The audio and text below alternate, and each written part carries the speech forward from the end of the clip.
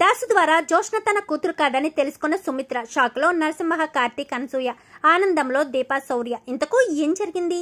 అసలు దాసు ద్వారా జోష్న తన కూతురు కాదని సుమిత్ర ఎలా తెలుసుకుంది? దాసు సుమిత్రను కలిసాడా లేక సుమిత్రే వెళ్లి దాసును కలిసిందా? అసలు ఏం జరిగిందనేది వీడియోలో చూసి తెలుసుకునేద్దాం.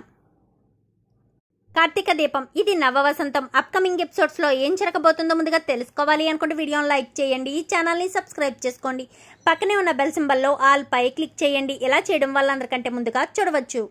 మొత్తం మీద చూసుకున్నట్లయితే ఇంకా కార్తీక్ మీద కోపంతో ఇంటికి వచ్చి అవి ఇవి విసిరేస్తూ ఉంటుంది జోష్న. అయితే ఇంకా అలా విసిరేసేసరికి ఇంకా జోష్నను కూల్ చేద్దామని పారిజాతం అయితే జోష్న దగ్గరికి వస్తుంది. ఏంటి గ్రాని పదే పదే నా దగ్గరికి వచ్చి ఏం చెప్తావు? నా జీవితం ఎలా చేసుకోవాలో ఏం చేయాలో నాకు తెలియదా ఏంటి? నేను ఇంకా చిన్నపిల్లని అనుకుంటున్నావా? నువ్వు చెప్పినందువల్లే బావ అలా నాకు దూరం అయిపోయాడు. నువ్వు చెప్పడం బట్టే నేను బావనంత కోపంగా చూసి దూరం చేసుకున్నాను. బావను ప్రేమతో దగ్గరికి చేసుకోవాలి కానీ ఇలా దూరం చేసుకోకూడదని నాకు అర్థమైంది అంటూ ఇంకా ఒక తోపు తోసేసరికి ఒక్కసారిగా ఇంకా పారిజాతానికైతే హార్ట్ అటాక్ వచ్చేస్తుంది. ఇంకక్కడికక్కడే కుప్ప కూలిపోయేసరికి అమ్మ అంటూ ఇంకా జోష్న పిలవడంతో అందరూ కూడా వచ్చేస్తారు. ఇంకా గబగబా పారిజాతాన్ని హాస్పిటల్కి తీసుకువెళ్తారు. ఏంటి అత్తయ్య గారికి ఇలాంటి పరిస్థితి ఏమొచ్చింది?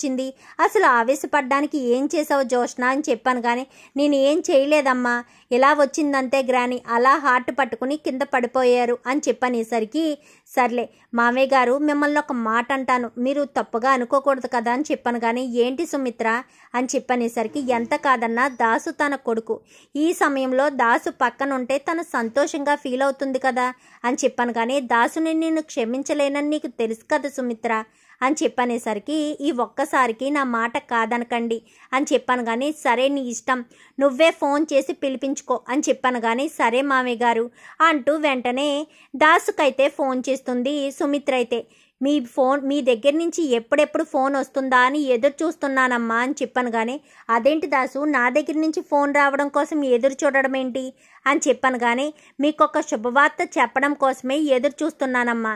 నా గొంతులో ప్రాణం కూడా ఇంకా మీరు ఎప్పుడు ఫోన్ చేస్తారా, మీ నుంచి ఎప్పుడు కబురు వస్తుందా అని తహతహలాడుతుంది అని చెప్పనేసరికి నువ్వేం మాట్లాడుతున్నావో నాకు అర్థం కావట్లేదు. నా దగ్గర నుంచి ఫోన్ రావడం ఏంటో నాకు తెలియదు కానీ ఇలా మీ అమ్మకు మాత్రం హార్ట్ అటాక్ వచ్చింది అని చెప్పనేసరికి మా అమ్మకు హార్ట్ అటాక్ వచ్చిందా? మా అమ్మకు హార్ట్ అటాక్ రావడమే ఒక మంచి పని అయింది, అందుకనే కదా మీరు నాకు ఫోన్ చేశారు అంటూ ఇంకా దాసు చెప్పేసరికి ఏం మాట్లాడుతున్నావో నాకు అర్థం కావట్లేదు దాసు, ముందు హాస్పిటల్ దగ్గరికి రా, తర్వాత మిగిలిన విషయాలు మాట్లాడుకుందామని చెప్పాను కానీ సరేనమ్మా అంటూ ఇంకా వెంటనే దాసు బయలుదేరి వస్తాడు. ఏంటి దాసు ఫోన్లో ఏదో మాట్లాడుతున్నావు అంటూ మాట్లాడుతూ ఉండగానే ఇంకీలోపు దశరథ్ వచ్చి రా దాసు మీ అమ్మ పైన ఉన్నారు అని చెప్పనేసరికి ఇంకా పైకి తీసుకువెళ్తారు. అసలు దాసు ఏం చెప్పాలనుకుంటున్నాడు? నాకు శుభవార్త అంటున్నాడేంటి? నా దగ్గర నుంచి ఎప్పుడెప్పుడు ఫోన్ వస్తుందా అని ఎదురు చూడడం ఏంటి? దాసు ఇలా ఎందుకు ఆలోచిస్తున్నాడు? ఇంకీలోపు అయితే పారిజాతం దగ్గరికి వెళ్తాడు దాసు. ఇంకక్కడికి వెళ్ళిన తర్వాత శివనారాయణ గారు కాలు మీద పడి నన్ను క్షమించండి అని చెప్పాను కానీ శివనారాయణ గారు కూడా క్షమిస్తారు. ఇంకా కొంచెం సేపు పారిజాతం పక్కన కూర్చుని నీకు ఇది తగిన శిక్షే, నువ్వు చేసిన పాపాలకు నువ్వు చేసిన ఎన్నో ద్రోహాలకు ఇదే నీకు తగ్గ శిక్ష అనుకుంటూ సరే ఇంకా నేను వెళ్ళి వస్తాను అని చెప్పాను కానీ అదేంటి దాసు మీ అమ్మను దగ్గరుండి చూసుకోవాల్సిన ఈ సమయంలో వదిలేసి వెళ్తానంటావేంటి అని చెప్పాను కానీ అదేంట మీరంతా ఉన్నారు కదా అండి అని చెప్పి దశరథ్తో మాట్లాడేసరికి మేమంతా ఉన్నా కానీ కన్న కొడుగ్గా నువ్వు పక్కనుంటేనే తను సంతోషంగా ఉంటుంది అని చెప్పాను కానీ సరే నేను సుమిత్రాదేవి గారితో మాట్లాడి వస్తాను అంటూ దాసు కిందకు వస్తాడు. చెప్పు దాసు అసలు నువ్వు ఏం చెప్పాలనుకున్నావు, సంతోషించే వార్త ఏంటి అని చెప్పాను కానీ అది అని చెప్పనేసరికి పర్వాలేదు చెప్పు దాసు అని చెప్పాను కానీ మా అమ్మకు తగ్గ శిక్షే పడింది అని చెప్పనేసరికి అదేంటి మీ అమ్మ శిక్ష పడడం ఏంటి అంటే తను వేరే పెళ్లి చేసుకున్నందువల్ల ఇది ఇలా హార్ట్ అటాక్ వచ్చిందని నువ్వు బాధపడుతున్నావా? ఆవిడ మీకు ఒక మంచి జీవితాన్ని ఇవ్వడం కోసమే పెళ్లి చేసుకున్నారు తప్ప అంతకు మించి ఏం కాదు కదా అని చెప్పనేసరికి నేను చెప్పేది తను చేసుకున్న పెళ్లి గురించి కాదమ్మా, తను చేసిన పాపాల గురించి అని చెప్పనగానే, మీ అమ్మ ఏం పాపాలు చేసింది దాసు? మీ అమ్మ మీద అంత విరక్తి పెట్టుకున్నావు? నేను ఫోన్ చేసినా కానీ మా అమ్మ ఎలా ఉంది అన్న మాట అడగకుండా నా దగ్గర నుంచి ఎప్పుడెప్పుడు ఫోన్ వస్తుందా అన్నట్టు ఎదురు చూసినట్టుగా మాట్లాడావు అని చెప్పాను. కానీ అసలు నువ్వు నాకు ఏం నిజం చెప్పాలనుకున్నావు, ఏం శుభవార్త చెప్పాలనుకుంటున్నావు అని చెప్పాను. కానీ మా అమ్మ చేసింది మంచి పని అంటూ ఉందంటే ఇప్పుడు ఇలా మా అమ్మకు హార్ట్ అటాక్ రావడమే మా అమ్మ చేసిన పని. మా అమ్మకి హార్ట్ అటాక్ రావడం వల్లే కదా మీరు నాకు ఫోన్ చేయగలిగారు. మీరు నాకు ఫోన్ చేయగలిగారు కాబట్టే కదా నేను మీ దగ్గరకు వచ్చి నిజం చెప్పగలుగుతున్నాను అని చెప్పాను. కానీ అసలు నువ్వు ఏం చెప్పాలనుకున్నావో నాకేం అర్థం కావట్లేదు దాసు అని చెప్పాను. కానీ చెప్తానమ్మా, ఇలా రండి అంటూ ఇంకా బయటకు తీసుకెళ్ళి దాసు జరిగిన విషయం అంతా కూడా, అంటే చిన్నప్పుడు బిడ్డల్ని మార్చేయడం, ఆ బిడ్డను తీసుకెళ్ళి కుబేరు ఇంటికి తీసుకెళ్ళి పెంచుకోవడం మొత్తం అంతా కూడా చెప్పుకొస్తాడు. అంటే నా బిడ్డ బ్రతికే ఉందా అని చెప్పాను. కానీ బ్రతికే ఉందమ్మా అని చెప్పనేసరికి, ఎలా మీ అమ్మ ఎందుకు చేసింది? స్వార్థం అమ్మ, స్వార్థం. తను ఇంటి కోడలుగా అడుగుపెట్టిన తర్వాత తన రక్తమై ఇంటి వారసురాలుగా ఉండాలనుకుంది.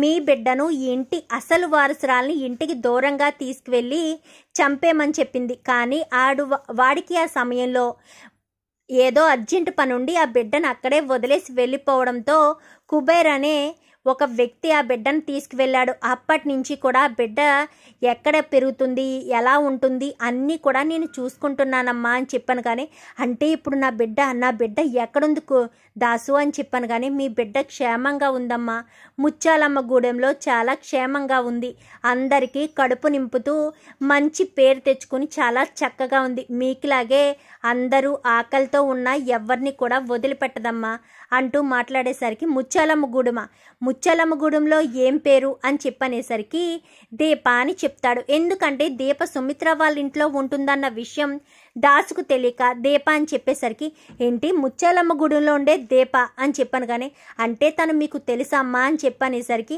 తను ఎక్కడో లేదు, మా అవుట్ హౌస్లోనే ఉంది అని చెప్పాను. కానీ మీ అవుట్ హౌస్లో ఉండడం ఏంటమ్మా అని చెప్పనేసరికి ఇంకా తలకు దెబ్బ తగలడం గురించి మొత్తం అంతా చెప్పుకొస్తుంది సుమిత్ర. అంటే కన్న తల్లిని కన్న బిడ్డ కాపాడుకుందన్నమాట అని చెప్పాను. కానీ అవును దాసు, నాకు చాలా సంతోషంగా ఉంది.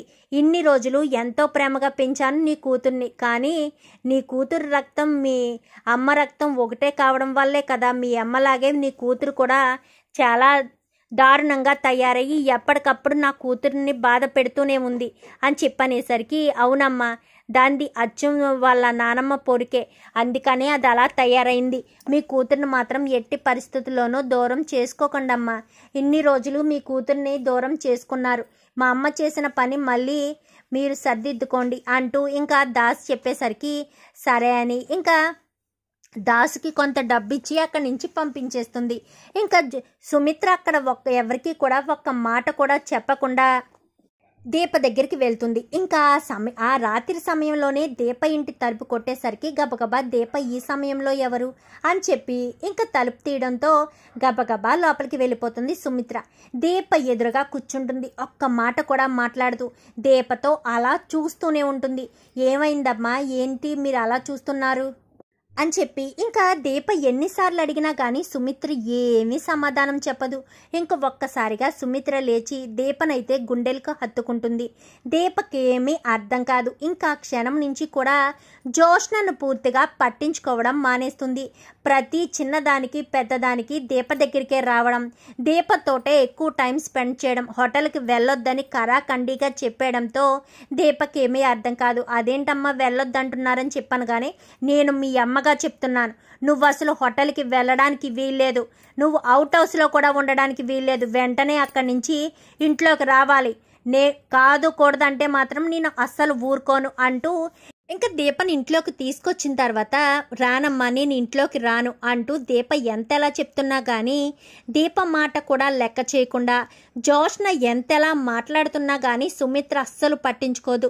ఇటు పారిజాతం జోష్న ఇద్దరు కూడా ఏమైంది సుమిత్రకు, అవుట్ హౌస్లో ఉండవలసిన దాన్ని తీసుకొచ్చి లోపల పెడుతుందా, దీన్ని అవుట్ హౌస్ నుంచే బయటికి గెంటేయాలని నేను అనుకుంటుంటే ఇదేంటి లోపలికి తీసుకురావడం ఏంటి అని చెప్పి ఇంకా పారిజాతం జ్యోష్న ఇద్దరు కూడా ఎప్పటికప్పుడు మంతనాలు చేస్తూనే ఉంటారు.